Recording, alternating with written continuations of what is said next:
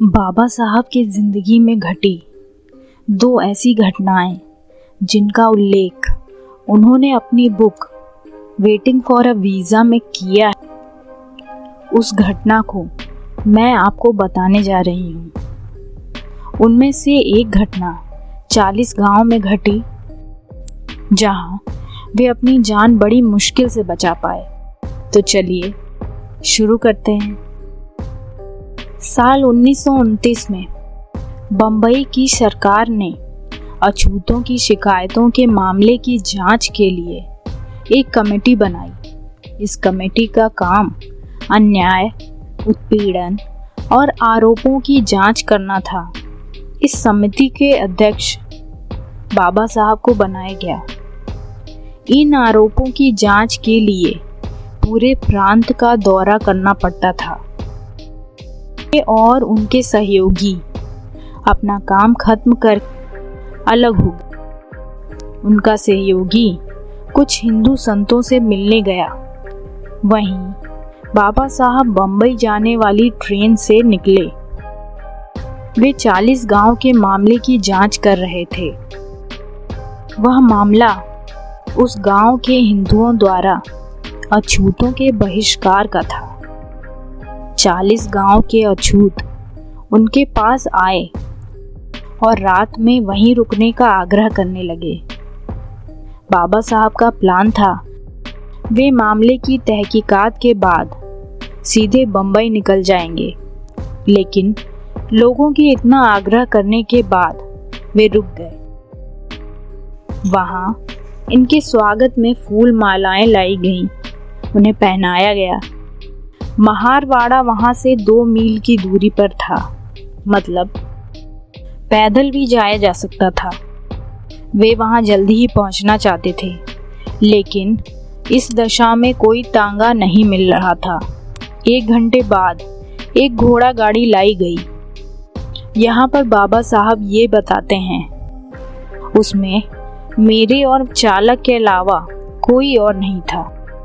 बाकी लोग पैदल शॉर्टकट रास्ते से चले गए।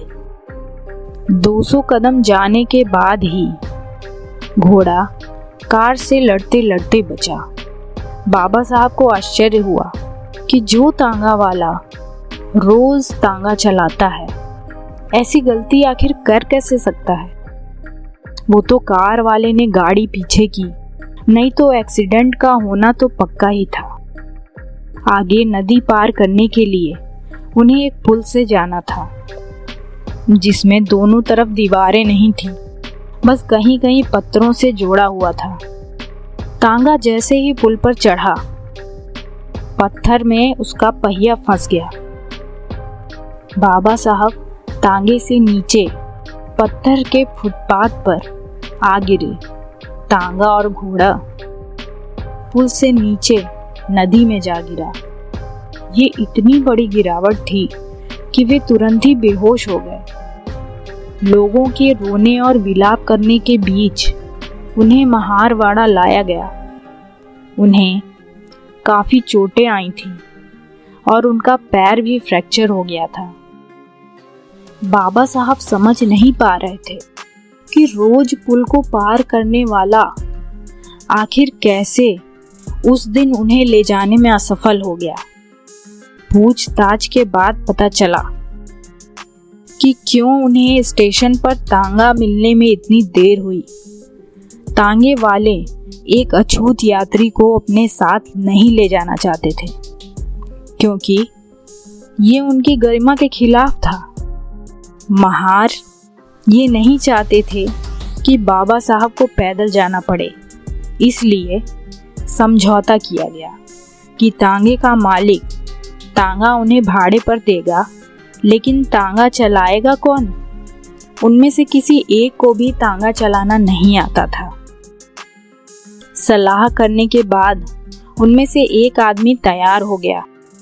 वह ये सोच के तांगा चलाता है कि इसमें कोई खास परेशानी नहीं होगी, लेकिन जैसे जैसे तांगा आगे बढ़ता है, उसे अपनी जिम्मेदारी का एहसास हुआ और घबराकर उसने अपने सारे प्रयास छोड़ दिए। बाबा साहब कहते हैं, मेरी इज्जत बचाने के चक्कर में उन्होंने मेरे जीवन को ही दांव पर लगा दिया था। बाबा साहब आगे कहते हैं, उस दिन मुझे पता चला कि एक हिंदू तांगे वाला जो एक नौकर से बेहतर नहीं होगा, लेकिन वह अपने आप को एक अछूत से बेहतर समझता है, चाहे वो व्यक्ति बैरिस्टर ही क्यों ना हो। दोस्तों, अब मैं आपको दौलताबाद के किले के पानी को प्रदूषित करने वाली घटना को बताने जा रही हूँ।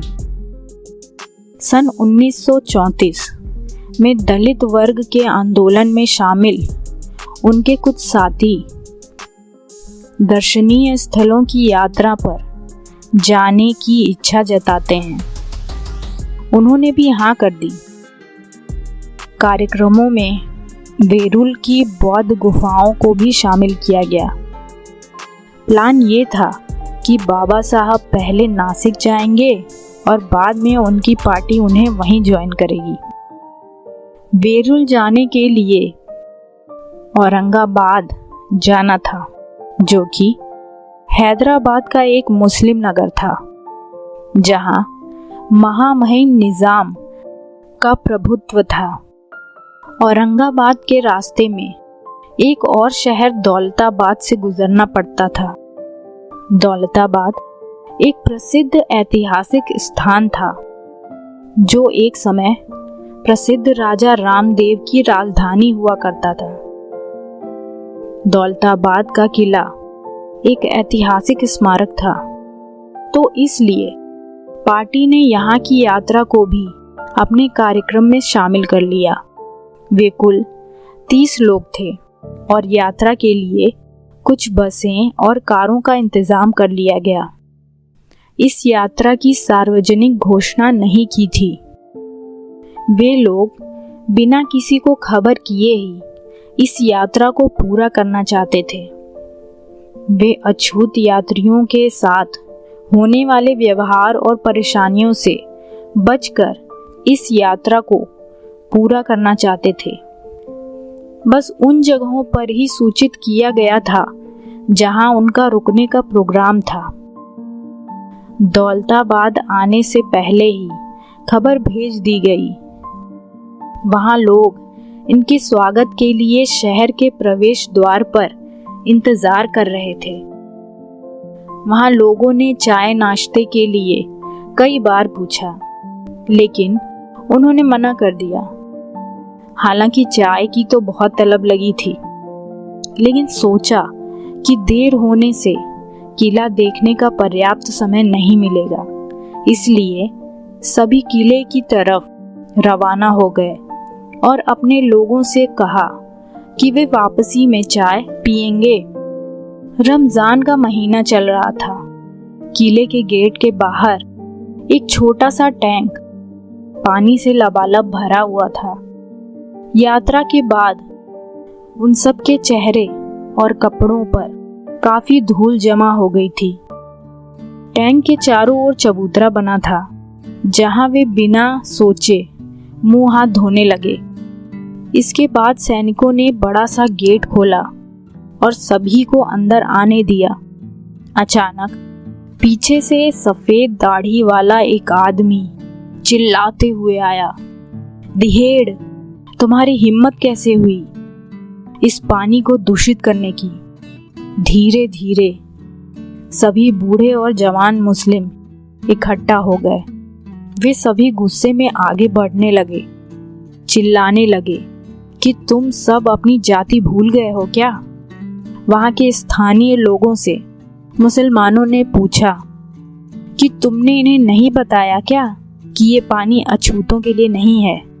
वे बेचारे वहां थे भी नहीं। जब बाबा साहब और बाकियों ने पानी छुआ तो बाबा साहब बोले, ये हमारी गलती है कि हमने बिना जांच पड़ताल किए ही उस पानी को छुआ।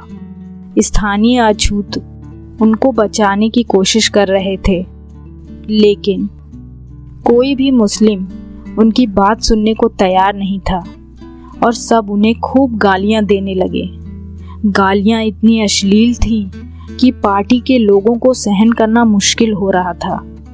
ऐसा लग रहा था जैसे कोई दंगा न भड़क जाए। लेकिन पार्टी के लोगों ने अपने आप को बड़ी मुश्किल से संभाला।